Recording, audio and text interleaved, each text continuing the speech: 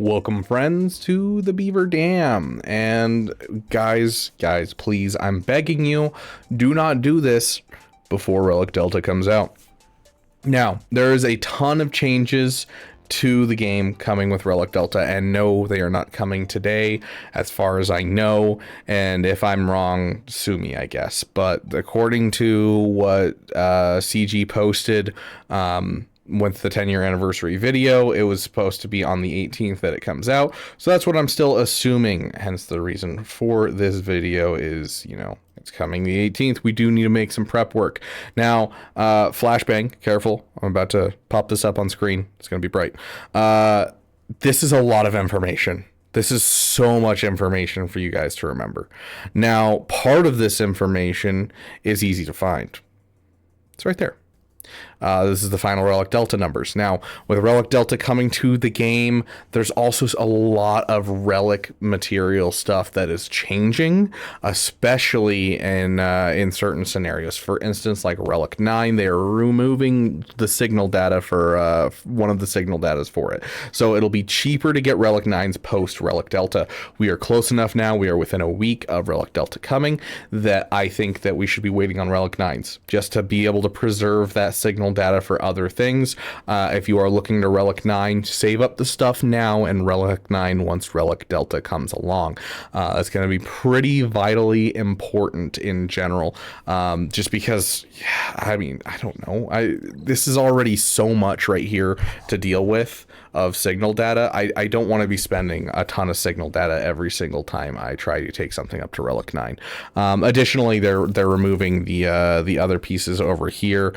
These two right here is also being removed, so it saves you on those, which are going to be very nice in getting your guys from Relic 5 to Relic 7, because that's going to be a big thing with Relic Delta coming. We need to make sure we have as much Relic 7s on key characters as we can. Now, I am going to go over the characters that we will talk about tomorrow, and we'll do a video talking about the characters that you need to focus on for Relic Delta. So keep an eye on that video coming tomorrow, and we'll talk about that tomorrow. But for today, I just want to focus on this idea of waiting until Relic Delta. And the other piece of that's not the Relic 9 portion is the fact that you should probably wait on these right here. You know, I just finished an Order 66 raid, and I'm going to go ahead and claim these, of course.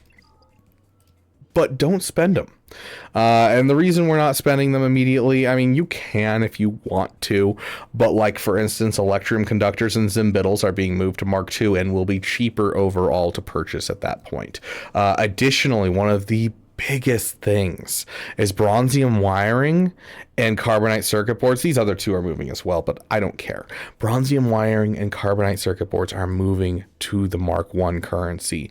And to put this into perspective on how absolutely amazing this is, right now I have, this is after, like 2 weeks of not spending any of my bronzium wiring and farming what I can, and I've got 23 extra that I can make, and I've got 92 total bronzium wiring. I am always out of bronzium wiring. It's gone. It's just in the wind every single freaking time. But with this change, the exchange rate is going to be 100 for 4,000, or 10 for 400. And so if you put that in perspective, I just finished a raid and got 16.5 thousand of these Mark 1. If I were to spend everything I wanted to on this, then bang, I have 400 bronzium wirings in one raid. Oh my gosh, that is so incredibly helpful. And so if you're struggling on relic levels, like you're going and you're like, oh, I'm out of bronzium wiring, don't spend a whole bunch of energy like trying to get bronzium wiring right now. Just focus on other things. Focus on shard farming, focus on whatever else you want to focus on, but just give it a sec. Have a little patience, and as soon as you have Relic Delta changes coming into effect on the 18th, then you can go ahead and just start purchasing these up. Now, I will warn you, you can hit maxes on this. We do know that there is a 30k max for the Mark 1, that type of thing. And so like I'll have one more raid before the end of like before the update for Relic Delta and the end of the current era.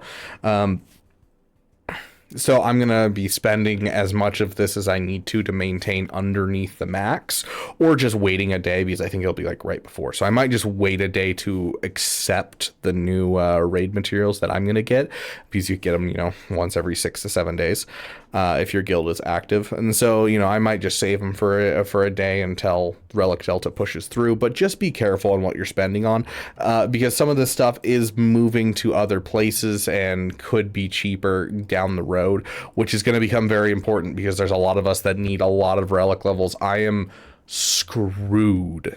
Like, I am so absolutely screwed. This is not mine, but if we go to swago.gg/p/52965, there I am. We go over to my profile. Like, this is the opponent. I can't see the opponent yet, but like I have an opponent right here that absolutely stomped me. Or is it this one? Is it this one? It is this one. Yeah, no, it's here. Yeah, here we go. Relic 9, Relic 9, Relic 9, Relic 9, Relic 9, Relic 9, Relic 8, Relic 9, 7, 9, Relic 9, 8, 9, 7, 9. Like 9, 9, 8, 9. I am so screwed in Kyber 2. These guys that I'm facing have so many Relic 9s. They're going to have so many Relic 10s. I'm going to be screwed with the Relic Delta coming out. And so I need to be able to play as efficiently as possible to get my roster into a spot where it can be able to compete with this type of stuff. And I just don't have the bronzium wiring right now. I don't have the carbonite circuit boards. I'm pushing as much as I can into the signal data, but I don't have the materials because, you know, Relic 5 attackers, especially fling attackers, by fling attackers, I'm referring to characters who are, you know, the main damage dealer in their team, where they're just being flung at the enemy over and over again, like Dark Trooper, like Star Killer. Those guys are all Relic 5 for me. I've always kept my account trim. I've never gone and just Relic 7 characters or Relic 9 characters unless it is a guild requirement or a requirement for something, or you guys are making me do it, like the Relic 9 Jar Jar Binks and Darkside Ray and Joe Castanew that I have here. I've always kept my roster trim, and it's going to bite me in the butt hard, and it's going to bite a lot of you guys in the butt as well. Now, the good news is if you are in like a Rhodium 3 or lower, it's going to be a less of a problem. You'll still see it, but it's not going to be like every opponent like it's going to be for me, where it's just going to absolutely destroy my ranking in Kyber 2. But you know, you'll still see an effect from Relic Delta. For those of you who are a little bit on the lower end, who aren't looking at this as like, you know, oh, I'm about to, you know, be absolutely destroyed in my GACs, and instead is like, I've got some time before I start facing a lot of people with a lot of high relics. Focus on your value. Focus on your value. You know, get your Queen's Men up to Relic 9. Get your characters that are going to give you a ton of value, going to give you Relic 9 materials, going to give you Relic materials, modding materials, stuff like that. Get those value up and running, so that way you can be building out as much as possible. Get Zepho ready, get Mandal ready. Those things are going to be vitally important as we go into Relic Delta. Especially the Kyrotex. The Kyrotex from the Mami Mandalore and the Zepho ready in territory battles is going to be very important for those of you trying to catch up, and then it's also going to be very important for those of you who are trying to, you know, get into Relic 10 with the new types of stuff that need to be dismantled from Kyrotex. So we're going to need tons and tons of Kyrotex. So get those guys up and running. I mean, what is it? Mami Mandalore and Zepho are what? I don't even remember the numbers. It's like an extra like 200 Kyrotech a month, more than that. 70 times 2 is 140, plus 70 times 2 is 140.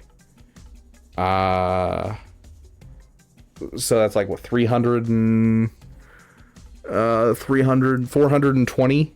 Yeah, 420 Kyrotech per month if you just have Zepho ready, Amanda ready, and your whole guild's pushing together for that.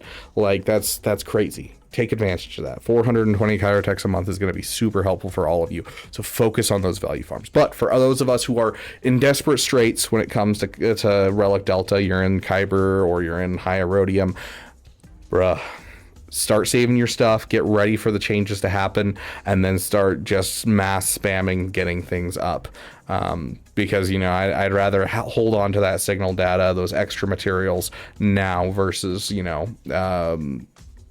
basically just having to waste them and throw them down the drain when you could have just waited. So that's all I'm trying to warn you guys against. All I'm trying to do is get you a little bit more prepared for Relic Delta. We'll have a full video tomorrow going over all of the characters that you should get up to Relic 7 first.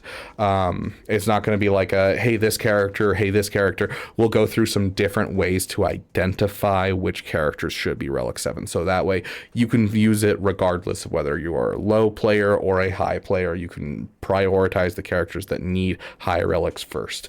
Thank you guys so much for watching. Hopefully this helps. Throw in the comments section which character that you feel like is going to be the biggest pain from Relic Delta. Right now, I don't know. I'm super worried about Relic 9 Quad Maze. That's kind of like my one that's scary to me right now, because I know how many of them are out there already, is the Relic 9 Quad Mate teams. But throw in the comment section which ones you're scared about most. Thank you guys so much for watching, and I will see you in the next video.